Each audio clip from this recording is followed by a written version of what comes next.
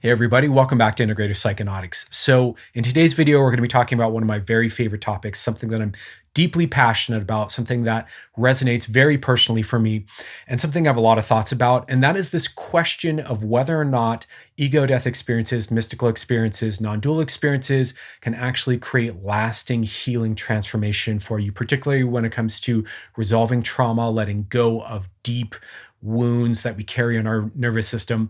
I have a lot to say about it. I have a lot of opinions and perspectives. So if this is something that interests you, please watch on. And before we go ahead and talk about the main topic here, just going to do my obligatory little spiel at the beginning here. For anyone who doesn't know me, hasn't seen the channel before, I want to say hello. Thank you for your time and your attention. My name is Dave. Context on me for you really quick. I'm a coach. I'm a hypnotherapist. I've been a psychonaut for 30 years, so I've got a lot of personal experience with psychedelics. I've been coaching for about 8 years. I do a lot of deep transformational coaching work with people, and I work with people in the psychedelic space. So I do stuff like integration work. I do stuff like prep work. I do support work for people while they're kind of moving through a series of journeys and helping them kind of prep and integrate, do transformative work in between, and really help people get that lasting transformation that they may be after, that they've kind of glimpsed or tasted on psychedelics. So if you're into personal development, personal transformation, therapy, self-healing, psychedelics, spirituality, and trying to really kind of find how all of this fits together to kind of create the solutions that maybe you kind of sense are possible for you, you're absolutely in the right place, and I'm honored to have you aboard. So with that being said, let's go ahead and just get into the content because there's a lot to say about it. Okay, let's just go ahead and dive into this. This is going to be a great conversation, and I wouldn't be surprised if this ends up being a long video, so my apologies to you right now, early on in the video, if this ends up being a long video. I do want to say off the bat that this is a very nuanced topic. There are a lot of complexities to this. I have a lot of thoughts about it. I have a lot of personal experience with it.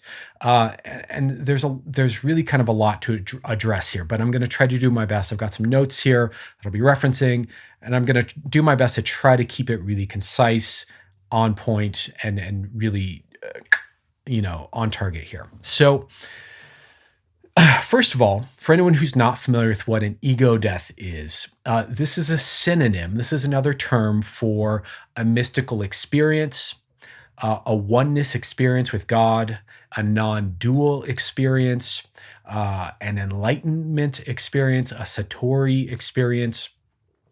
Let me see. A Kundalini awakening sometimes can be a form of ego death.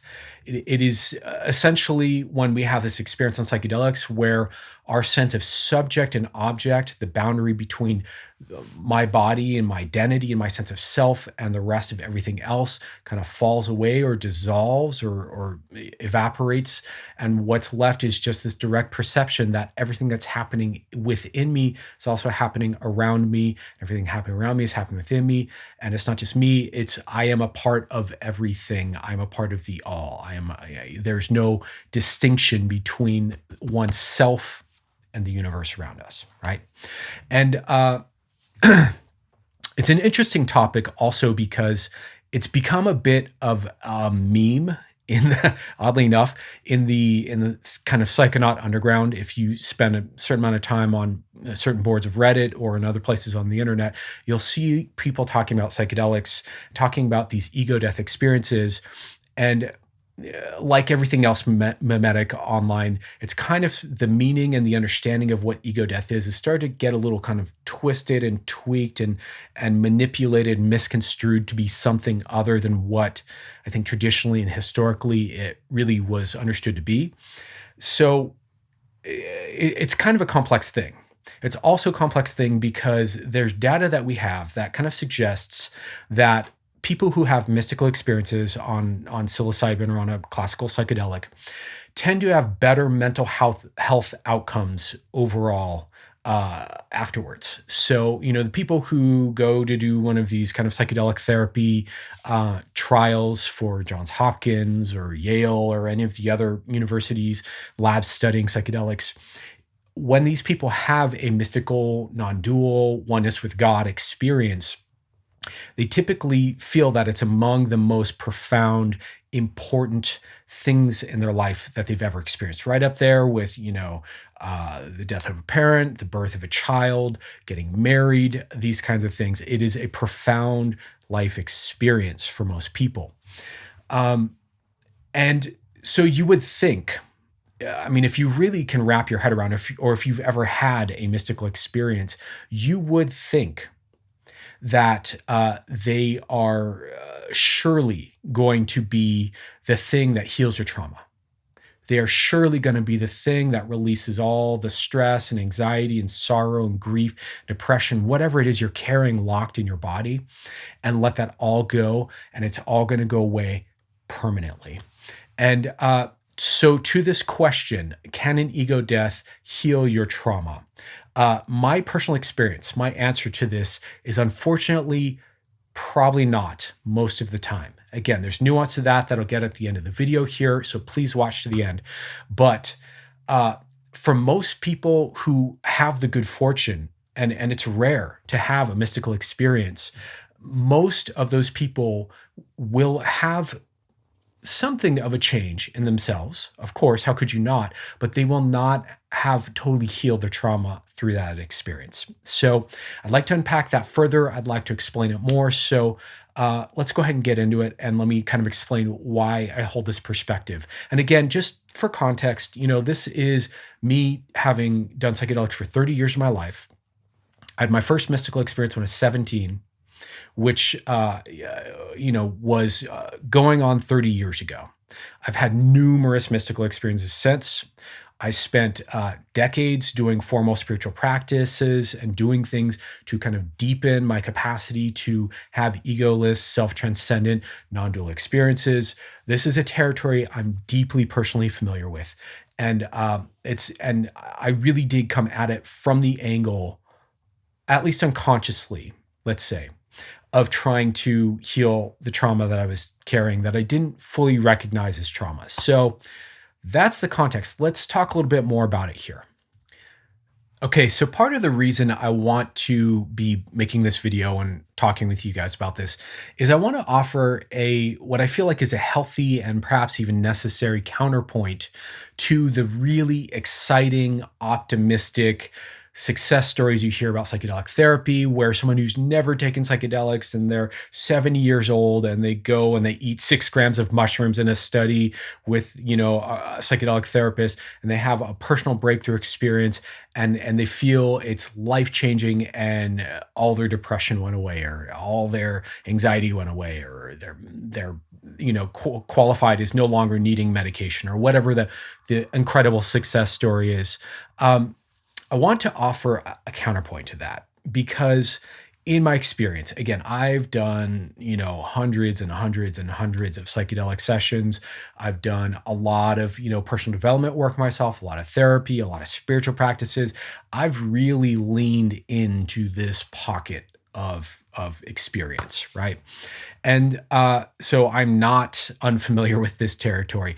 And what I found, over and over, is that no matter how deep I touched the center of the universe, how long I spent immersed and at one with Source, how deeply God's love poured into me and filled my body with light and bliss and well-being, no matter how profound the transmission was and my understanding of it was, over time, the patterns of trauma that I had that I didn't totally realize were trauma at the time came back. I'd come down, I'd feel my cup would runneth over with joy and well-being and peace for a few days. And then eventually, not like unlike any other psychedelic afterglow, the patterns would come back. The grief, the sorrow, the fear, the avoidance, the whatever it was I was dealing with. Now, this is not only true for me, and again, this is not only true for psychedelics, this is also true in my spiritual practices. This is true in my countless hours of chanting mantras and doing rituals and doing visualizations and specific, initiations and retreats and all that.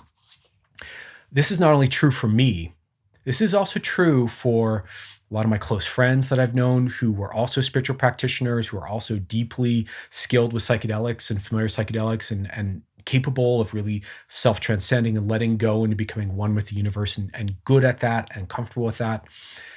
These are people that I know this territory really well. And they generally consistently had the same neuroses over time too, for whatever their issues were, and they may not necessarily appreciate me labeling certain aspects of their behavior as such, but over time, it's apparent that whatever it was that were their hangups or their fears or their worries or their issues remained.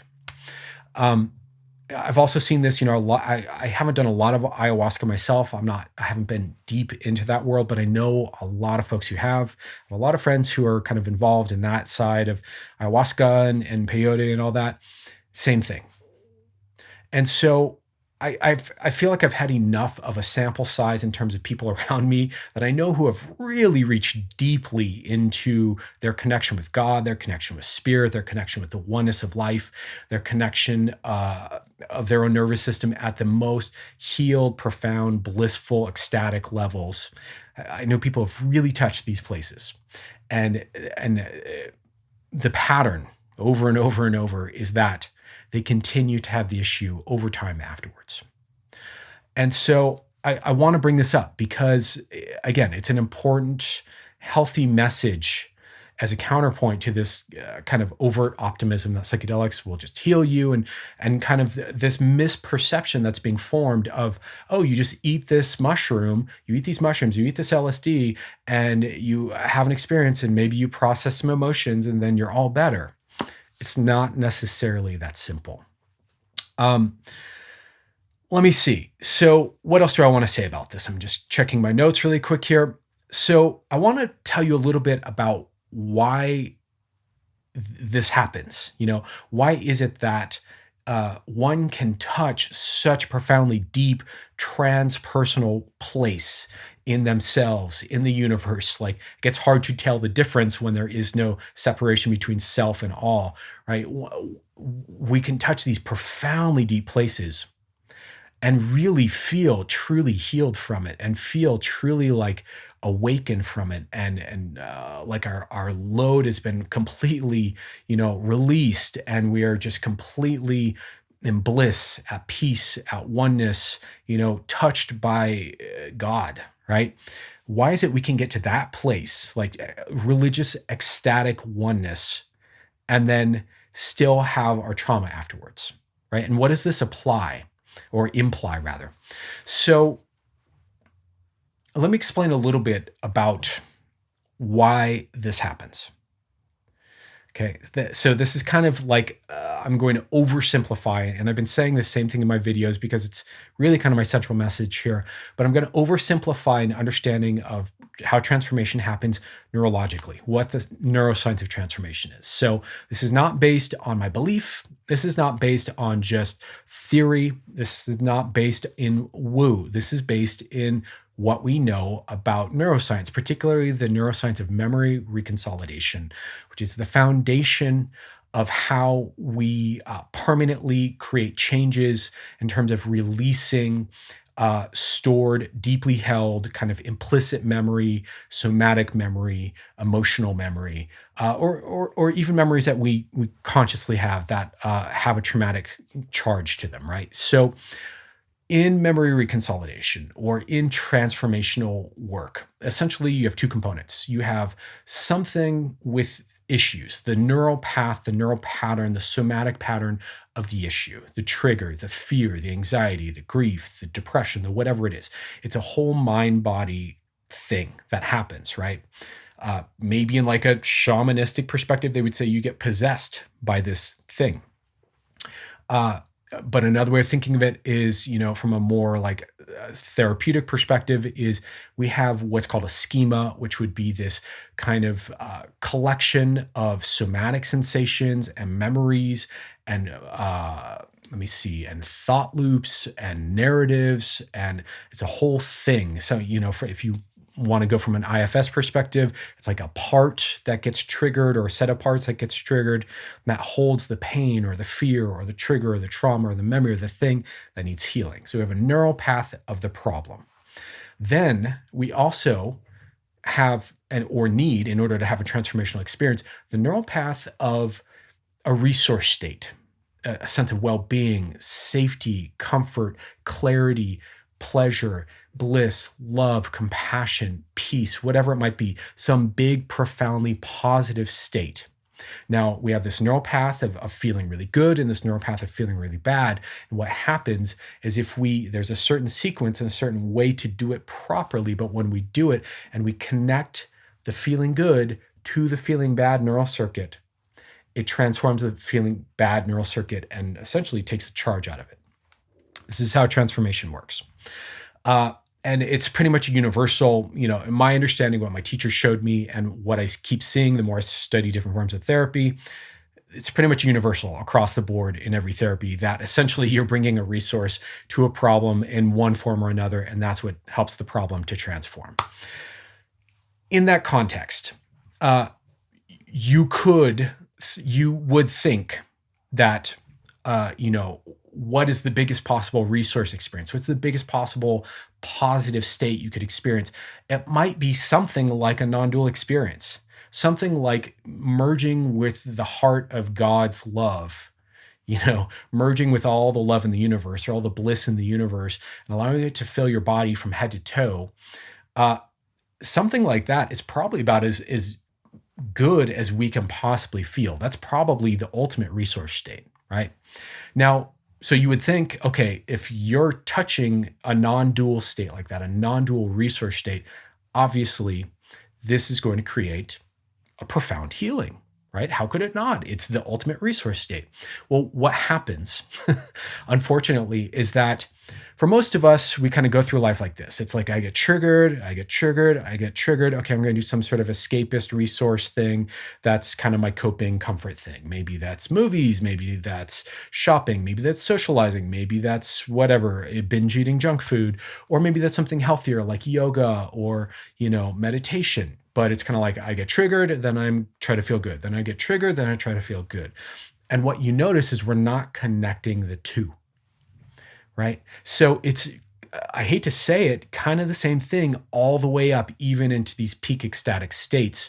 If you are having this neural path, this schema getting triggered over and over of the problem, and then you take psychedelics, you have a really successful experience, you have a non-dual ego death experience, and you're merged into the heart of the light of God, and then you come back down. And then you gotta kind of go about your way. You have not connected it back to the problem. And so this is why this happens, essentially. So I want to make the point here that consuming psychedelics in and of themselves, just eating acid or eating mushrooms or smoking DMT or whatever it is, it's not medication. This psychiatric model of eating chemicals to fix fundamental psychological nervous system imbalances is a flawed logic. It does not work most of the time. The only place where I think psychiatrics really work well are extreme cases where probably the person just needs to be supported and helped to manage themselves through some sort of chemical aid. But other than that, and now with psychedelic therapy, it's kind of ironic I'm saying this because psychedelic therapy theoretically is kind of psychiatric. It is the combination of medication and psychology. But traditional, take an SSRI to feel better doesn't work, right? It clearly for most people, you would not believe how many people I hear from all the time who say meds failed them. That's not how psychedelics work, is my point. And so it doesn't matter how high you get. I've seen people get blasted. I've seen people take 50 hits of LSD. I've seen crazy shit happen. And they still came down and had more or less the same issues. Same, triggers, the same things irritated them, the same stress in their body, the same whatever it is, right? So And the reason for that is because no matter how high you go up, if you go up and you just come back down and you don't connect that elevated resource state to the problem, no transformation happens. So I want you to understand that not only is this idea of eating psychedelics and that'll fix you a misconception of the reality of these tools. It's not using the tools properly.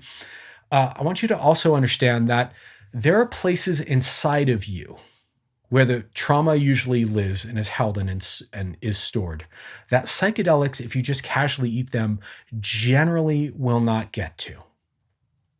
They can, it's possible, particularly if you're supported with a good therapist or, somebody who knows how to work with psychedelics, a good guide, someone like that. But left to their own devices, psychedelics will not necessarily take you there on their own. And that's actually a good thing. I know that might sound like a little bit of a bummer if you're hoping that you can just eat acid and or eat mushrooms and that'll take you to healing the trauma, right? It's actually a good thing that they don't do that, because what that means is that your nervous system is built to be robust and built to be stable over time and built to be consistent. And unfortunately, if what's kind of been saved into that pattern of consistency is some trauma memory, trauma experience, somatic, pain or fear or anxiety or depression or whatever, unfortunately, that gets stabilized too, right? And this is kind of what the ego really is. The identity structure is this stabilizing structure that creates this, what's really an illusion that we are consistent over time. But it's a mixed blessing. It's part of what keeps us stuck with issues, but it also means that it will keep you stable. So, when you take a big dose of psychedelics, even something as powerful as that is not necessarily going to just disrupt your nervous system and take you, out of whack and offline and permanently, scramble you, that's a good thing. We want that. We want that stability. But just because psychedelics won't reach that on their own doesn't mean you can't get there. This is really where skilled therapists, skilled body workers, even someone like myself who's trained in kind of like working with the unconscious mind, can know how to get into these places to help you start to heal and release this stuff. And if you combine psychedelics with that, it is possible to get there. But I just want to make the point clear that just consuming a psychedelic and assuming it'll open that up for you or take you there, it really won't get to the real deep stuff usually.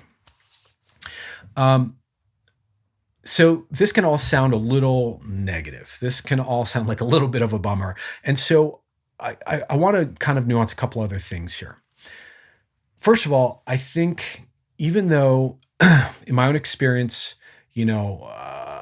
psychedelics and spiritual practices and going really deep into these kind of self-transcendent, non-dual experiences, even though they don't create lasting change for your traumatic patterning, they're still incredibly beautiful. They're incredibly important. They are, again, among the most important experiences of my life. And I treasure them. And they still fill me with a sense of confidence and peace and well-being. And when they're integrated back into the rest of your identity and connected back to the places where they need to be connecting, they can be a source of healing. They can be a source of a rich resource for healing. But it's the connecting back that does that. And if you don't know how to do that, you're not going to experience transformation of your traumas.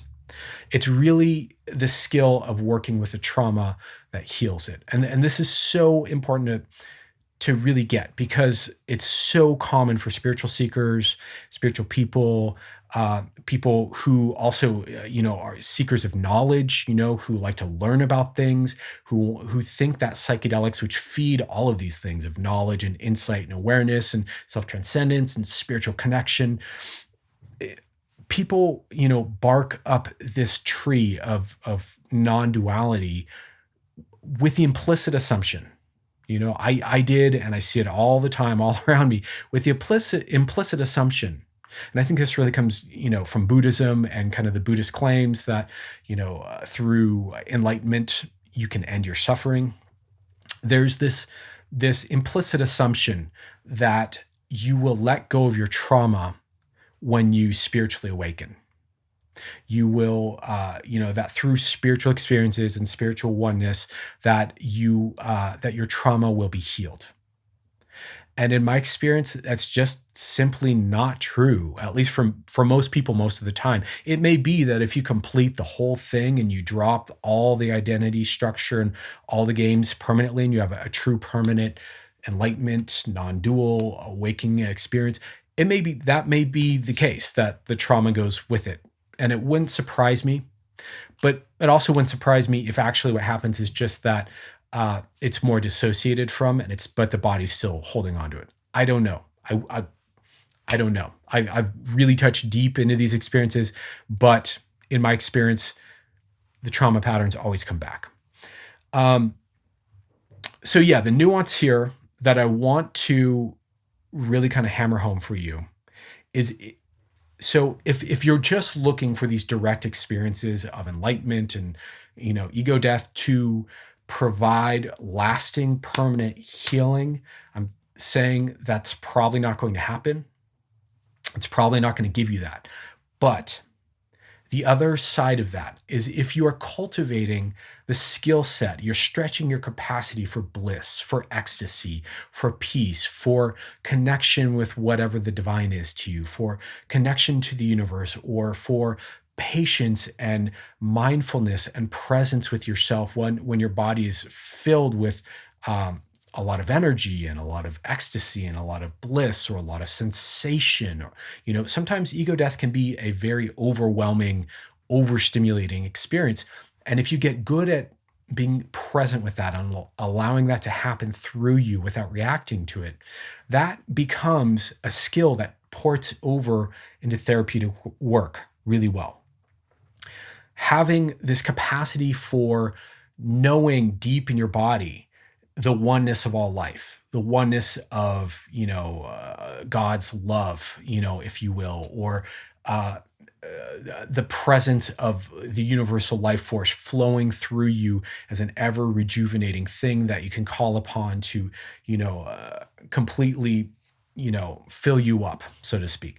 If you know this deep in your bones, that level of peace and love and vitality, that becomes, again, a profound resource state for healing and great fuel for healing when you connect it back to what needs healing.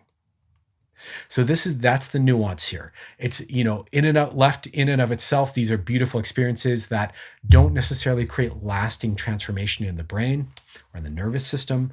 But if you connect them in the right way over, the scope of time, they can be, right? This is one of the things that I think is not understood in a lot of the psychedelic therapy world, is this idea that I think most psychedelic therapists right now really think of the therapeutic work as having to happen inside the psychedelic session. So when you're in that really opened up peak state, that's the time to get in there and do the therapeutic work. And I'm starting to take the perspective that if we look at it over a larger scope of time, and you leverage these experiences for their optimal positive capability to really deepen and stretch your nervous system's capacity for well-being, for bliss, for peace, for feeling love, for feeling loved, for feeling joy or deep connection with life, right? Once you stretch that capacity, then those somatically, then that becomes the fuel to do the therapeutic work after the session. So I look at it over a larger scope of time. Let me see. Is there anything else I really want to say about this? I feel like I touched upon everything that I want to say, but maybe not exactly in the way that I kind of planned it out in my head. Such is the way often when shooting videos. So that's kind of my take on it. Again, this is a topic I'm deeply passionate about. I love these non-dual experiences. They're deeply meaningful. I feel like they're deeply important. I do feel like if you have the possibility of one of these happening, it is the optimal thing you can do with a psychedelic experience. And I want you to know that if you're kind of one of these people who's already kind of fascinated with non-dual experiences and ego death and courting them and chasing them and operating under the assumption that that alone will heal your trauma, my observation has been that over time, that's not really likely to be the case. That trauma work is trauma work and healing work is healing work and self-transcendence is self-transcendence. And there's a way to connect them to enact a deeper healing, but it's not a guarantee that one is going to lead to the other. So I guess that's it for now. Thanks for watching. Hopefully this makes sense. If you like this video, if this hit home, if you disagree, please do me a favor, leave a comment below. It's always nice to know what you guys are thinking about what I'm making here. And if you like the channel, do consider subscribing or giving the video a thumbs up just to let the algorithm know that I exist. And if you want support, if you want, help with prep for a session, integration from some sessions you've done, a combination of both, some support around a few sessions, some transformational coaching, this kind of a thing. If you want to learn how to connect the dots between these different experiences, that's what I do. So definitely feel free to hit me up. My email will be down in the description below this video. And I think we will call it good right here. Much love to you all. Thanks for watching, and I will see you guys soon.